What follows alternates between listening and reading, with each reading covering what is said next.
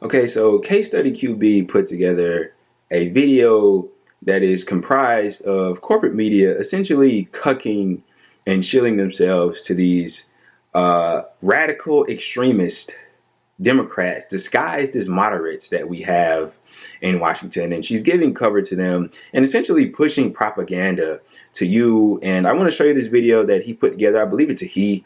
If you don't follow him on Twitter, or if you don't have a Twitter, I suggest you create one and follow him. And because he puts out really good content, really nice clips. So, but this is a video essentially that shows on broad display corporate media cucking for these radical extreme Democrats. It's just to be clear, two bills here. One has bipartisan support, the other one does not. It's a bill that Democrats are pushing. It's $3 trillion.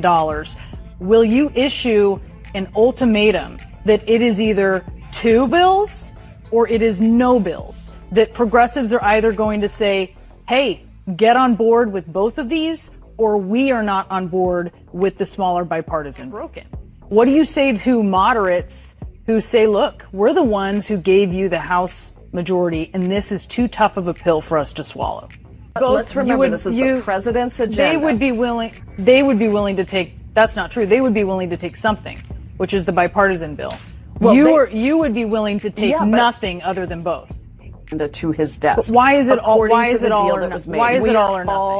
Before I let you go, I do just want to revisit this issue of these two bills and the fact that progressives, yourself included, you're saying all or nothing on this. And I hear what you're saying. You're saying moderates would be willing to take nothing there. But the reality is that if the Progressive Caucus continues with the hard line, there could be nothing, right? There could be nothing. There could be no bipartisan infrastructure bill. But the reality is we're going to vote for both bills, not just one. And if moderates do not agree to that, it is nothing. That's up to them. What they do is up to them. But that's just a fact, right? If moderates don't come around to your point of view of voting on the larger $3 trillion bill, then it's nothing.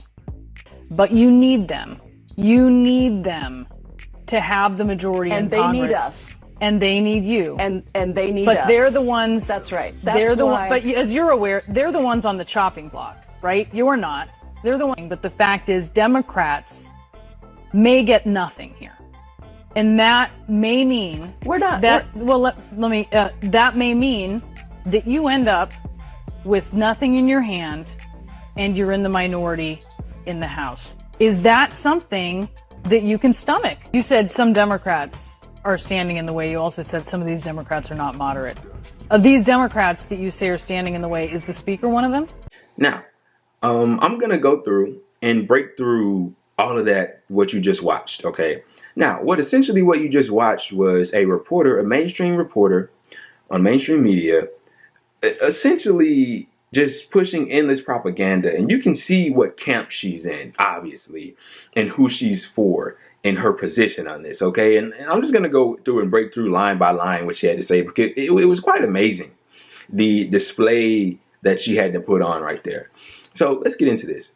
So she starts off by saying, you know, one has bipartisan support, the other doesn't, referencing the two bills. Now, notice how she's trying to draw this illusion that the progressives in Congress, what they're doing is somehow inadequate and they shouldn't be doing it, and they should get in line with the quote unquote moderates. They're not moderates, they're radical extremists, to push through this bipartisan infrastructure bill, because what they're doing isn't correct. And that's the sentiment that she's trying to provide to her audience, the people that are at home that more than likely aren't too knowledgeable on the ins and outs of this and how this stuff kind of goes. And she wants them to believe that the progressives are the big bad guys and the moderates are the people that are trying to hold everything together, because one bill everybody supports and the other bill only a certain amount of people support, right? Both sides don't support the other bill. That's first off. So she says one has bipartisan support, the other doesn't. As if that fucking matters when we're using budget reconciliation. We can pass something with only 50 votes plus the vice president, right? Now, she goes on. What do you have to say to moderates who say, look, we're the ones who gave you the House majorities? False. False as fuck. When did that ever become reality? We're the ones who gave you the House majority. Let's rewind time for a second. Let's go back to the recent 2020 presidential election that Joe Biden won.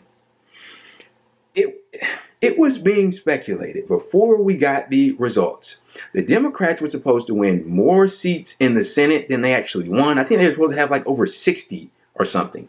And they were supposed to win more seats in the House. Now what happened? Those projections were false. Why? Because they don't have a fucking platform. They don't have good messaging. They're not running on anything at all that would drive voters to the polls to vote for them. So what the fuck happened? They got draxed by Republicans. But guess who didn't lose their seats?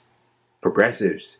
People that supported Medicare for all. People that supported higher wages, $15 minimum wage. People that supported universal college.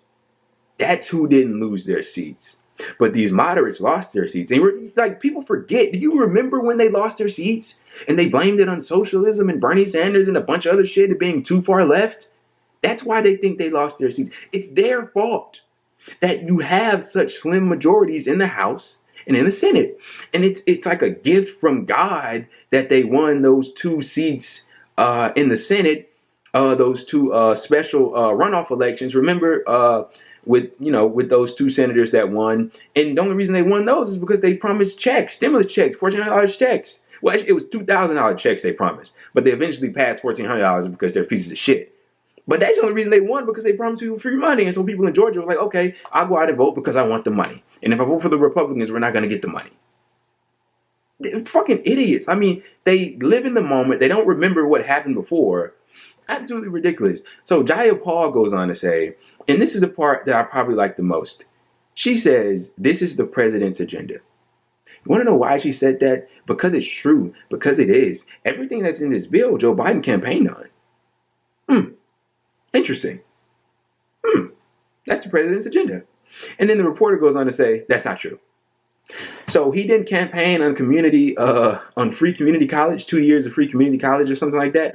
He didn't campaign on certain other pieces of legislation that's in the bill, like, improvements on climate.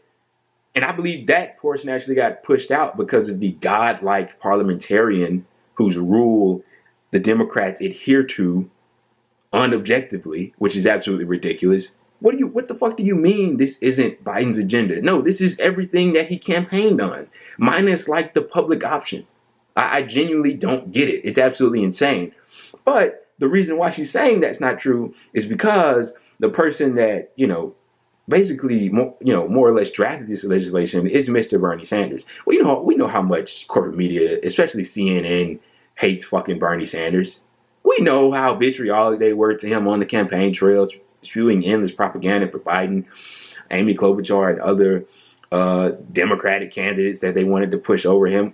We know, because this legislation is progressive legislation, and they don't want that because they have to toe the line, for the quote-unquote centrist, like they always do. We know how corporate media is. That's why I don't watch the bullshit. And she keeps pushing this narrative. Remember how I said earlier, she said one has bipartisan support, the other one doesn't. In conjunction with that, she pushes the narrative, why is it all or nothing? So you're saying you'd be willing to take nothing? Essentially trying to tell her viewers, like, hey, these progressives, they don't want you to have anything. Well, if they pass the bipartisan infrastructure bill, it'll essentially be like getting nothing. Because what the fuck is in that bill to help the people? So either way it goes, the people are going to be getting nothing anyway. It doesn't make any sense. It's straight rank propaganda. So there could be nothing line. Okay, fine. Let it be nothing. At least then you would know that they're serious. Yeah, let it be nothing. It'll hurt, but who cares? You have to teach these people a lesson. I'm a firm believer in that. And then she says, but you need them. You need the moderates. And Jaya Paul fired back, yeah, they need us. You want to know why? Because they do, and it's true. Everybody needs each other. So how about they get along and vote for the bill? I love how she keeps asking why the progressives why their stance is what it is. She doesn't ask why the moderate stance is what it is, because she understands that. And she's in lockstep with them, and she supports that. The fact that they're not voting for the legislation because they're taking so much fucking money. Joe Manchin he's making millions off of fossil fuels. He owns these like mining companies or something, and he's making millions, which is why he's against climate legislation.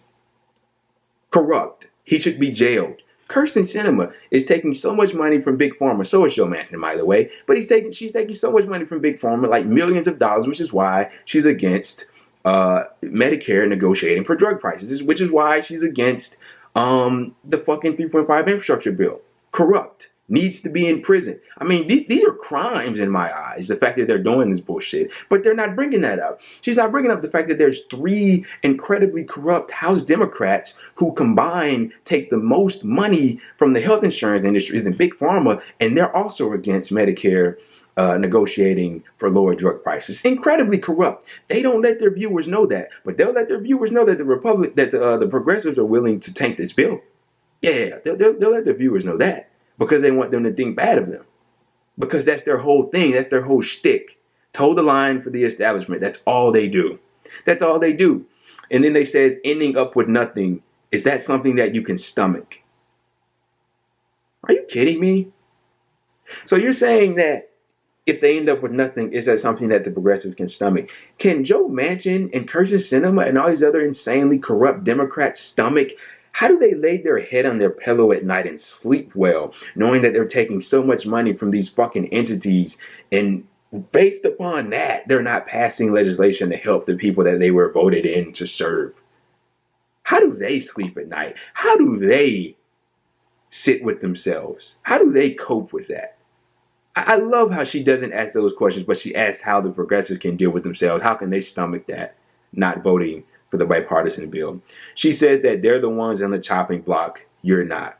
Yeah, well, you know what? I got news for them if they're on the chopping block. And what I assume that she means is they could be voted out soon.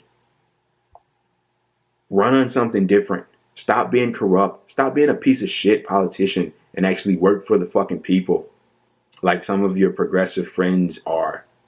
Absolutely ridiculous. Maybe if you weren't so corrupt and you weren't against unions and a higher minimum wage and healthcare for people and these endless fucking wars, you wouldn't be on the fucking chopping block. Matter of fact, I know you wouldn't.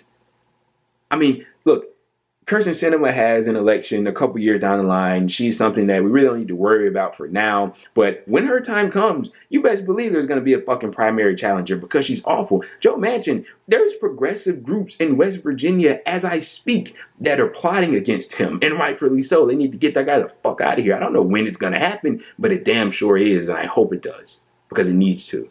Same for all the other corrupt corporate Democrats. Absolutely insane. And I'll end this by saying, Privilege Paul highlights there, some of these Democrats standing in the way are not moderate. Yeah, they're not. They're not moderate. They're radical extremists when they disapprove of legislation that is supported by a vast amount of the American people. Like 80 to 90% of people in this country support lower drug prices. Who the fuck wants to pay higher money for their medication that keeps them alive? They're against that. The quote-unquote moderates are against that. That's not a moderate position. That doesn't make you a centrist. That makes you extreme and a radical. That's what it does.